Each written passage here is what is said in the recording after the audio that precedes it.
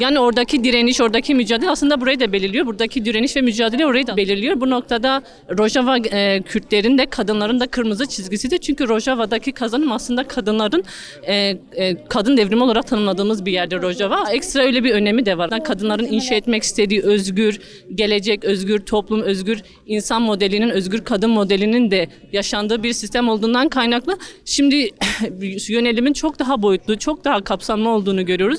Özellikle kadın savaşçıların şehadetinden sonra bilinçli bir şekilde kadınların saç örgülerinin kesilmesi ya da kadınların binalardan atılması bilinçli bir öfkenin sonucudur da. Çünkü orada kadın direnişi DAEŞ'i bertaraf etti. DAEŞ zihniyetini yok etti.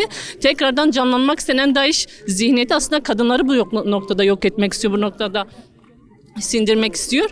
Yani bu konuda aslında hem kadınların çok fazla sahiplenmesi gereken bir direniştir Rojava direnişi. Aynı zamanda her yerde milyon kadın, yani binlerce kadının kalkması, binlerce Kürdün ve dostlarının kalkıp aslında Rojava direnişine, mücadelesine destek çıkması, buradan oraya ses olması gerekiyor. Artık kimsenin bu süreçte sessiz kalmaması gereken bir süreç. Çünkü o süreçte aslında bütün dünyayı savunan bir Rojava gerçekliği, bir Kürt savaşçı gerçekliği var.